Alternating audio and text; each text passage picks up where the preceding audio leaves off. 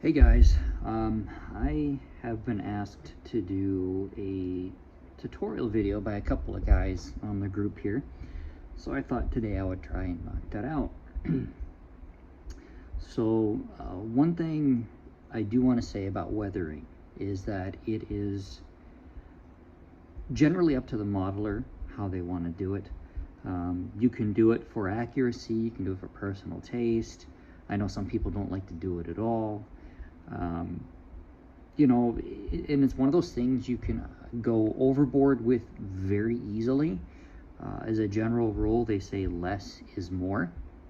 I agree with that, because if you overdo it, you know, it's like putting you put too much on it and it just doesn't look right, and it just looks overdone. So anyway, I know some of y'all saw the pictures I posted, I think it was yesterday, with the model. That was prior to me doing the paint wear and tear on the panels here. And I'd say I don't think I had put the grease stains on, so I put a few grease stains on the flaps, things like that. On the access panels, put a few grease stains on there. So matter of fact, this one here, if you can see it, looks a little too dark for my taste. So, and this is one of the really nice thing about these pencils, because they are water soluble. They're very easy to work with. Generally, to blend it, I use either a standard Q-tip, or I'll use like these little you know, pointed hobby type Q-tips.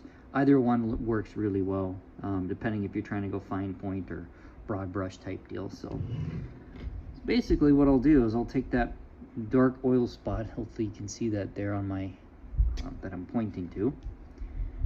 I know this setup isn't the best, but it's what I've got, and basically I'll just try and blend that out, put a little bit of water on it, and then just take the dry side,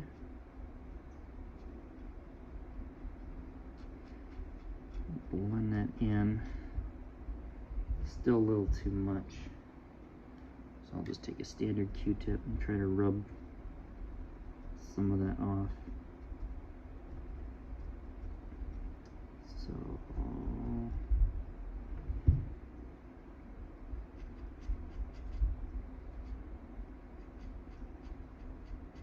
and then you just get a little bit cleaner effect with it, which is kind of nice. So now instead of a big blotch of oil, you know, you get that little tiny streak going on there, which is kind of what I wanted.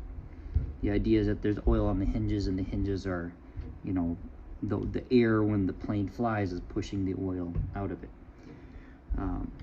So anyway, for the weathering, for this process of the weathering, I've been using 3 primary colors. I've been using dark aluminum, been using black, I use that for the grease, and then I've been using smoke. And I started last night on the machine gun ports here. I don't know how well this shows up on the dark blue. This probably isn't the best model to try and do this on. But what I did, I was basically take a dab and put it above each of the holes there, and then take the Q-tip, the pointed Q-tip, and blend it back to get that streaking effect. So, and then, like I said, you just take the pencils. I usually dip the tip in the water for a couple of minutes, or a couple seconds, not a couple minutes. If you do it for a real long time, the tip will actually start to dissolve in the water. You don't want that unless you're trying to go for something really soft. And then usually I'll just take a paper towel and I'll blot it on the paper towel a little bit. And then if I want this smoke to look a little more pronounced, I'll just take and I'll maybe a little more water on the tip there. Maybe a little less blotting. So we'll try that. Because the idea is I want to get a glob of the color on there. Of course, the pencil's not going to cooperate with me right now.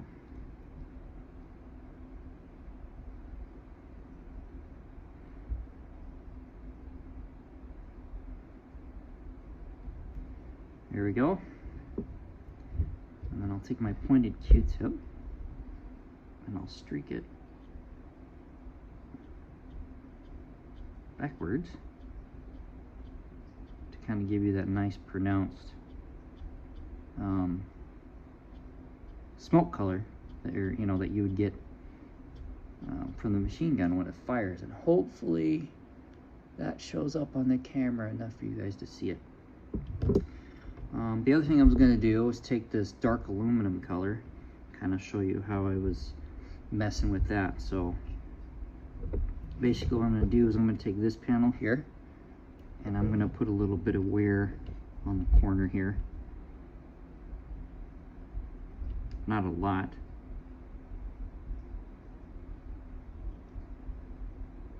And just kind of round it, you want it to look natural as possible, because if you go overboard with it, it's not going to look right. And if you do too, I don't know if you can do too little, you might, but you want to try and blend these in as best you can together. And that's kind of the look I'm going to get. And then I'll take a standard Q-tip and I'll kind of just go over it. That's to knock off any like pieces of the tip that might actually be on the model. And it kind of blends it in a little bit, gives a little more of a natural look, helps erase or take care of any streaks or pencil marks you might have on the model. So, and that's pretty much it with that. So that's kind of the look you're gonna get with this. Oh, the other thing I wanted to say about weathering too, if you're going for accuracy, it helps to find reference photos. Sometimes you can find them colorized, which is really nice, which really helps, because sometimes it's hard to tell what's going on in a black and white photo. Or if you just want to weather just based on feel. I don't think there's any right or wrong way to do weathering. It just depends on what you as the builder wants to do. So, and for me, I'm kind of going 50-50, kind of going based on some photos I've seen, and then also kind of going on what I think looks good, because like I said in the photo that I posted, I'm kind of going for the tired old warbird look for this model. So something that's been well used, probably been on several missions and whatnot. So see, and then see how this here, I got that heavy grease mark there on the flap. I want to go ahead and take care of that a little bit, maybe blend that in a smidge more.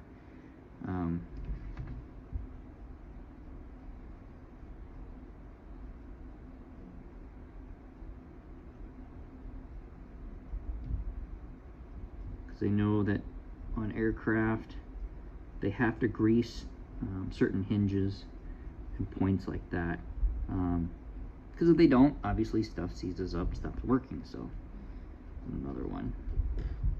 I did some of this stuff when I was late last night and I was a little tired, and as you know, when you're tired you don't necessarily do your best work. So,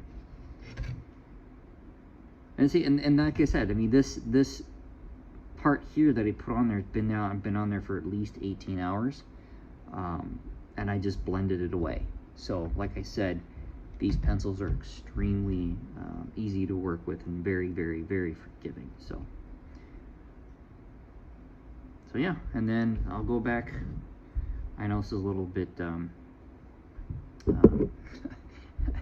ADD, I guess, if you want to call it, going all over the model here, but I just kind of wanted to give you guys a basic idea of what I'm doing with these pencils.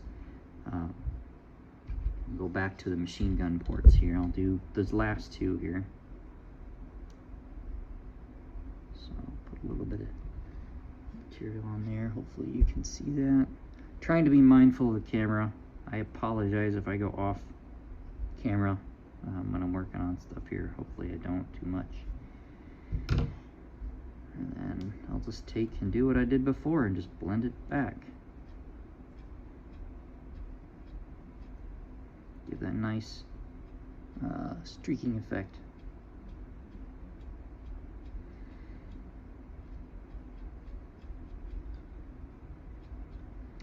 When I do my next model, the next model I'm going to be doing is a Japanese Zero.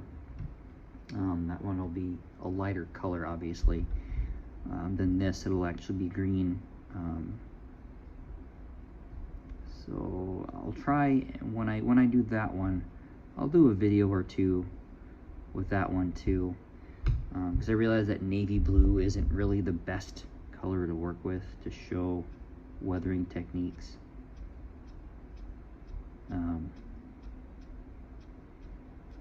So, you know, just for contrast reasons, but just so you guys can see a little better, you know. And I'm no expert at this. I just do, I mean, like all of you guys, you know, I do this for fun. I do it, you know, because I enjoy it. It's relaxing, that kind of thing. So hopefully I didn't just erase what I did. Not too bad.